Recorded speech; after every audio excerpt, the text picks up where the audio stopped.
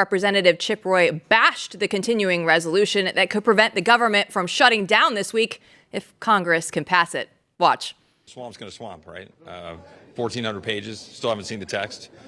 Multiple subject matters.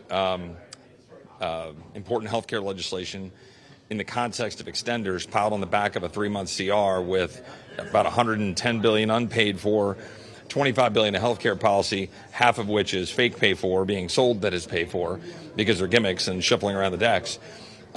Things like E15, which we didn't even have a full debate on. This is not the way to do business, right? And so,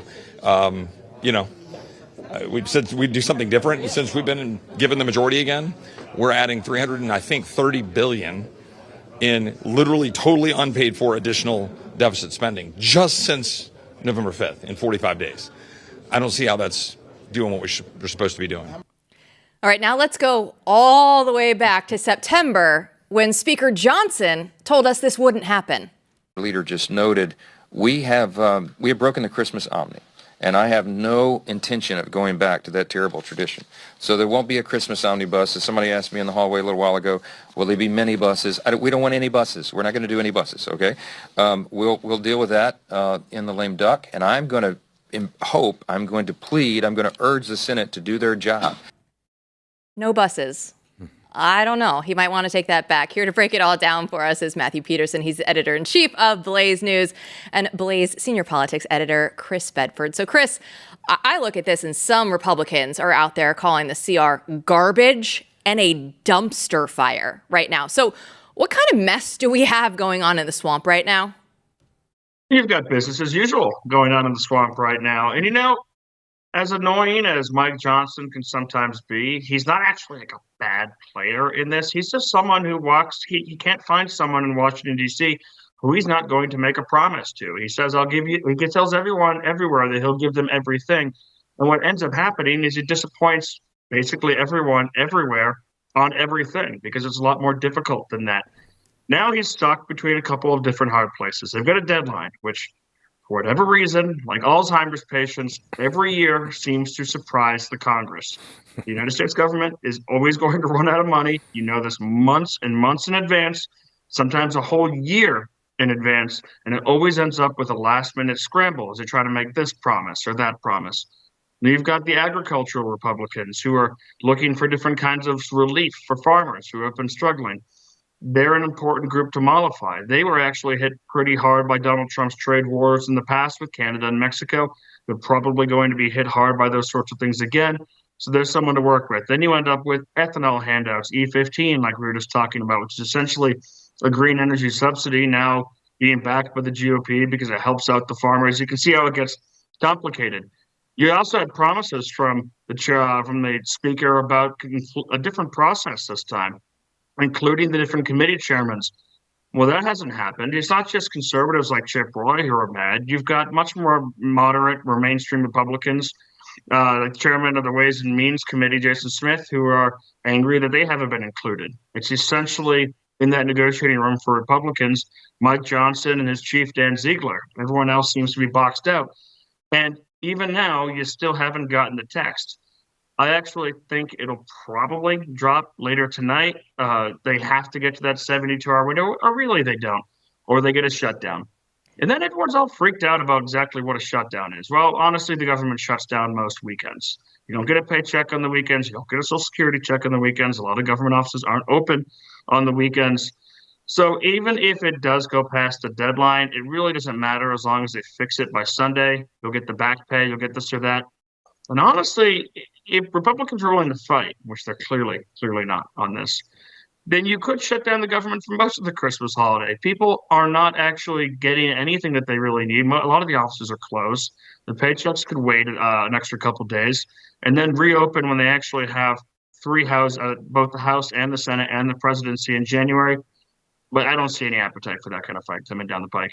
Well, before we let the Republicans off the hook, right, it kind of felt like a little deja vu to me earlier today, Bedford, because I had a headline here from March. It says, conservatives furious at Johnson for waiving the GOP's 72-hour rule on a $1.2 trillion government funding bill. And he blamed the White House for the rush on the spending package. Now, it is the Christmas season.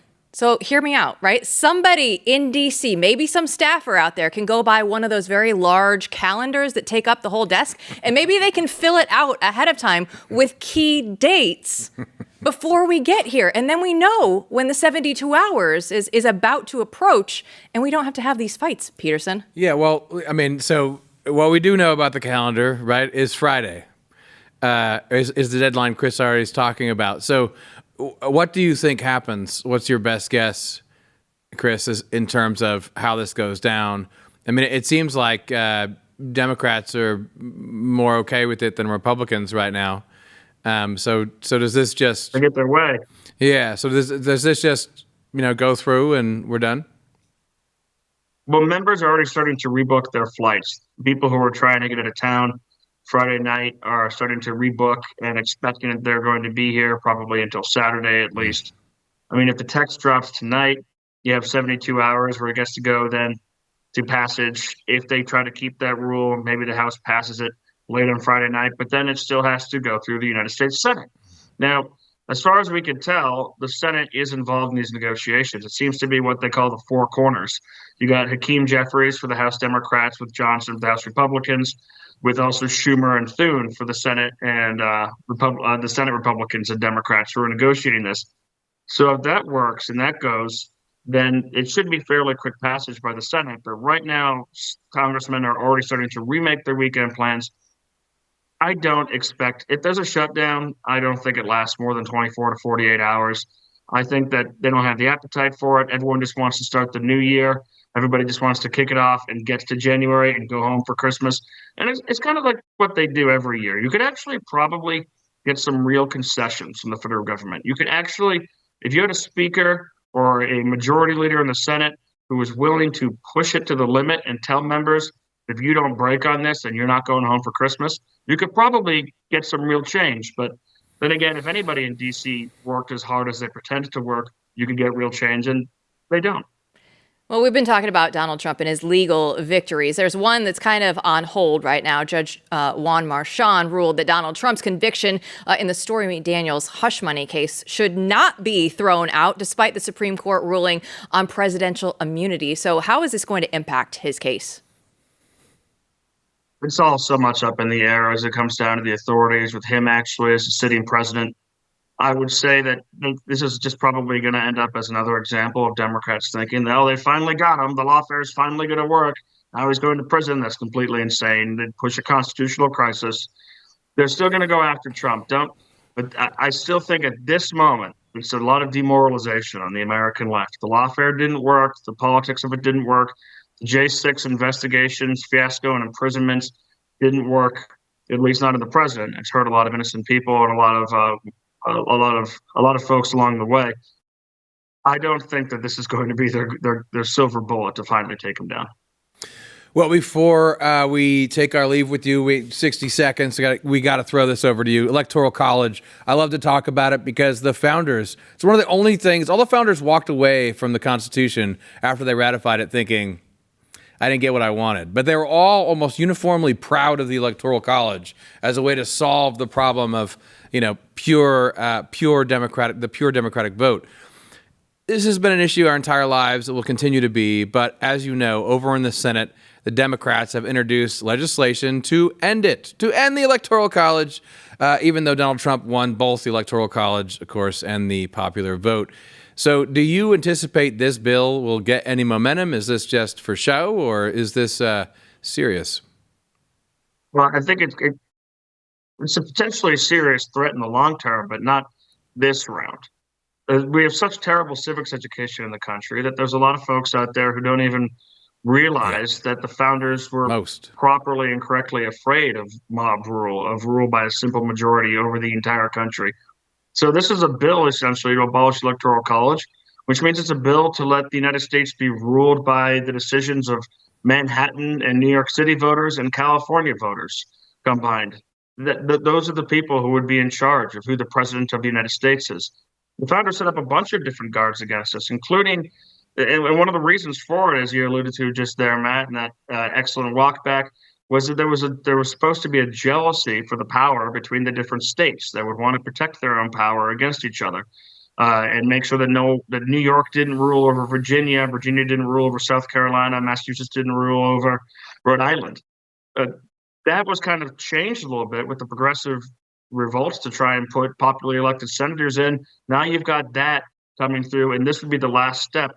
But at the end of the day, it would completely disenfranchise the voters of New Mexico, South Dakota, Massachusetts, Rhode Island, all these other different states. It's an important system. It's under threat, and honestly, it stinks to say it, but the reality, the silver bullet here is education. Yeah, well, Chris, I can't wait to see what they sneak into the CR. I'm sure that you're going to break it all down for us tomorrow. Thanks so much for joining us. I'll see you then. Matt, before we even get on with this show, at some point, I feel like we're going to be breaking down the Federalist Papers, just the way that the show is going. We have to, because it's ripped from today's headlines. I mean, it is. Every day you have someone saying, we need to get rid of this part of the Constitution, right? And that means what we have to explain why these things exist. The other thing is, no one's been taught, as Chris is saying, the real problem is no one's been taught the reason for any of this stuff. So we're the blind leading the blind. We're, arrogant children playing in the ruins of a once great civilization. So we got to talk about that once great civilization if we're going to bring it back.